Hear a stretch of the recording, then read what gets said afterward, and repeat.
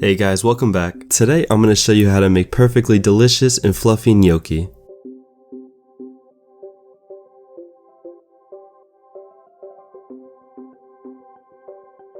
So to start off, you're going to want to use russet potatoes. The reason we use russet potatoes is because they're perfect for baking and the flesh of the potato comes out of the oven light and fluffy, and it's perfect for making gnocchi. Prick the potatoes a little bit with a fork. This is just going to help allow the steam to escape from the potato. From there, we're going to place them onto a baking sheet and season it with salt, and we're going to place it into an oven at 350 degrees Fahrenheit until they're cooked. Depending on the size of your potato, it should take anywhere from an hour to an hour and a half.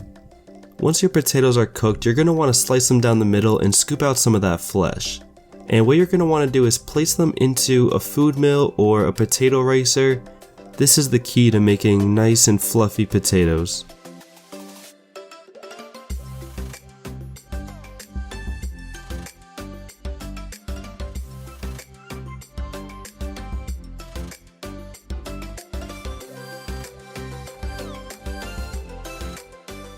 And as you can see, it just completely shreds the potatoes and makes it easier to work with.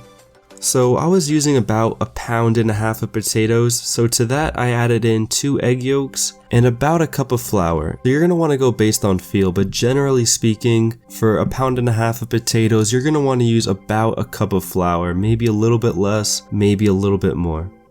You don't really want to work the dough too much because the potatoes are going to get tough and gummy and not really good. So you want to be really gentle with the dough and try not to work it too much. Just work the dough enough to really combine all the ingredients without really kneading it for a long time.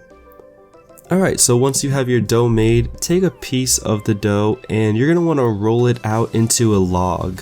Just like you see here, I'm just using my fingers to sort of roll out the dough.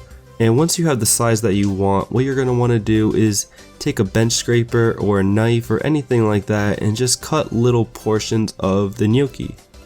Okay, and then what we're going to do next is roll those portions into a ball. And then what you do is you take a gnocchi paddle and just lightly roll the dough across the paddle. If you don't have one of these, you can just use a fork and you'll get the same effect.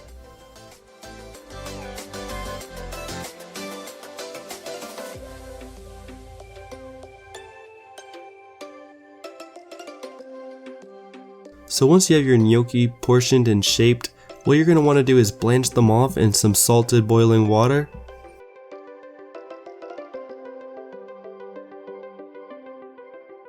And you'll know they're cooked when they rise up to the surface.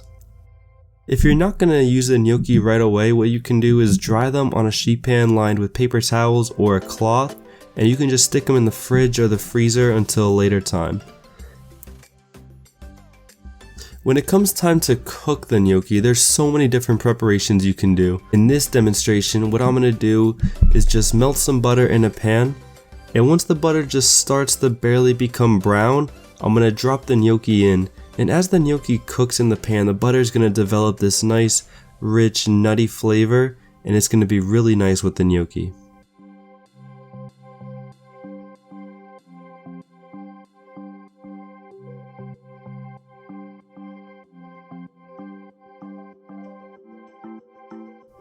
Once you have a nice crust, what I like to do is add in some lemon zest and some parmesan cheese. And I also finish this off with a little bit of chives as well, which gives it a little bit of a garlicky onion finish.